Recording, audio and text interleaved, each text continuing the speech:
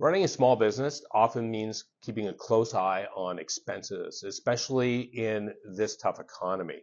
But at the same time, you have to find creative ways to grow your business by getting more leads in. And for many business owners, Google Ads can be an effective way to attract new customers.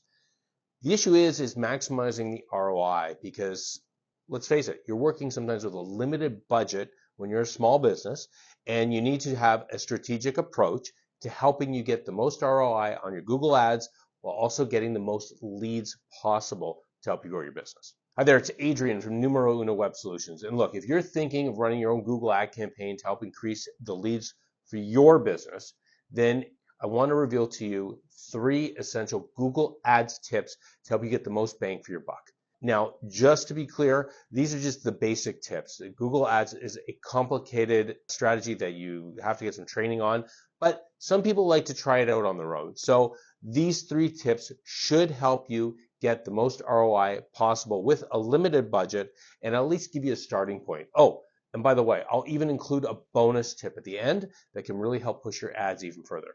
So let's go. Okay, so my first tip for doing Google Ads is do your keyword research. When it comes to Google Ads, especially for small businesses, effective keyword targeting is crucial. Now, Google will segment 3 types of keyword matches that you're going to need to understand and use strategically. So the first one is exact match. This ensures your ad shows up only when someone searches for your exact keyword or a close variation.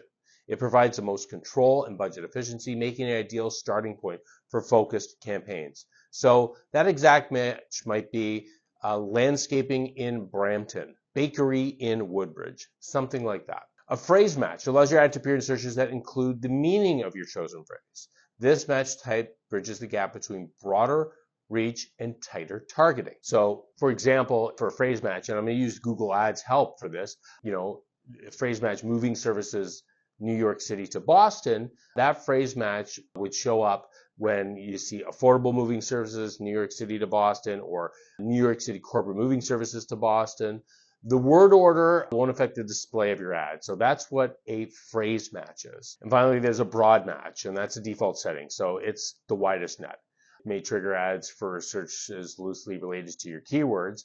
However, this can drive up costs and lead to wasted clicks. So you might want to use broad match very cautiously. So basically what that means is, let's say your broad match keyword is low carb diet plan. And once again, I'm using Google Ads help for reference. Your ad might show up with carb-free foods, low carb diets, Mediterranean diet books, how to cut carbs for beginners, and so on. So that's one you're going to want to keep an eye on for sure. So for businesses starting out, especially small business with a limited budget, I recommend focusing on either exact match where you've got that specific, keyword, or the phrase match to ensure that your ads are reaching the right audience, and it'll also keep your costs in check. And when building your campaign, here's another hack, and that is to create 1 keyword per ad group. So this approach allows you to better track the performance, like conversion rates or the cost per conversion, and that will help you refine your efforts over time. So when you're creating your ads, you're creating groups, and you want to use a keyword group. So for example, let's go back to that landscaping company. If they've got something specifically for lawn mowing versus something for stonework versus something for flowers, you want to keep your ad groups specific for those keywords in those segments. Okay, the second tip, create compelling ad copy. To stand out in a sea of ads, your copy needs to do more than just inform. It should engage, resonate, and inspire action. Crafting compelling ad copy can make all the difference in converting clicks into customers. So here's some actionable strategies to make your ads shine. Use emotional triggers. Appeal to your audience's desires, fears, or aspirations. So for example, say goodbye to clutter and hello to peace of mind if you're an office cleaning business. You need to leverage value-based language. So highlight what makes your product or service valuable. That could be price difference. That could be a value-added service that you do. Whatever it is, you can do something like save 20% and enjoy whatever quality today. You need to speak the language of the people searching. So understand your audience's pain points. So craft messaging that feels personal and relatable to them rather than using generic text. So, for example, if I'm selling golf lessons, I might sit there and my ad might be how to add 10 yards to every golf shot, how to eliminate 3 putts. I'm talking specifically to golfers because that's the customer I'm looking to get. You want to also maybe tell a story, frame your product or service as the solution to a problem. So for instance, imagine enjoying fresh coffee at home every morning for less than $1 per cup. And most importantly, and I have harped on this in past videos, go back and watch, include a strong call to action. Encourage users to take the next step, like shop now, get started today, claim your free trial, download, whatever it is, have it strong. Testing different variations of copy and tracking which ones perform the best, and I'm going to talk about that a little bit later, will help fine-tune your messaging and improve results over time. And another thing to make sure is make sure that the message in your ad is also the message on your landing page or on your website or wherever that person is clicking to, that there's no friction. It should seamlessly flow from the ad copy to the landing page. Okay, the third tip, test, optimize, and test again using A/B split testing. Online advertising isn't a set it and forget it activity. For small businesses on a budget, A/B split testing is indispensable for achieving a high return on investment. Now, the idea for A/B split testing is very simple. You basically test 2 variations of an ad and you change only one element at a time. So this might include testing different headlines, might include different calls to action.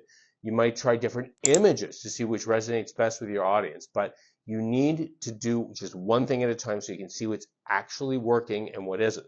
So here's how to do some testing effectively. So you want to start small. So if you're testing copy, images, or CTA buttons, only change that one variable at a time. This ensures you can determine exactly which element is impacting performance. Then you gather the data. So don't make conclusions too quickly. Ads usually need, a couple weeks to stabilize and produce enough data for meaningful insights. So don't just go by the first 24 hours, even the first 48 hours. I would give it minimum 1 week. It also depends on the amount of impressions you're getting, which is when your ad actually shows up on screen. So make sure you are patient with your data. And then you need to iterate and refine. So once you identify a top performing version, create a new variation to test against it. So what that means is, let's say you change your ad headline. You test ad headline A versus ad headline B. Ad headline B is the winner. So then change the call to action. So instead of having buy now, you might want to have add to cart. Test that. See how that works. Then you might want to change the image or the color, what have you, one thing at a time. Monitoring that ad performance using key metrics like click-through rates, which are CTR, and conversion rates will provide a clear picture of what works best for your audience. Now, before I get to that bonus tip, remember to hit that like button and don't forget to subscribe to this channel. Okay, bonus tip is something that not a lot of people do, but you need to take advantage of ad scheduling. So Google's ad scheduling tool feature allows you to control when your ads run. So that ensures your budget is being spent effectively. The tool is particularly useful for small businesses with tight marketing budgets. So my advice, is when you're starting out, you got to run the ads 24/7. Collect that conversion data. Maybe after a month, 2 months, analyze that data to determine the times with the highest engagement and then adjust your ad schedule for optimal performance. Don't forget to account for time zones as well for making these adjustments if you're doing a national campaign. So at least this way you can see where and when your engagement's happening, when the conversions are coming in, because we make a lot of assumptions as businesses. Oh, nobody's going to be searching for my product or my service on a Saturday at 2 p.m. And therefore you might turn your ad off then. But if you leave it for 24/7, you set a budget and you have it as budget pacing, make sure that the budget's spread out through the day, you can then make an actual data-driven conclusion on when the best times to run your ads are. So, you can also use bid adjustments, by the way, to optimize costs. So you can use negative bid adjustments to reduce costs during hours that might be considered off.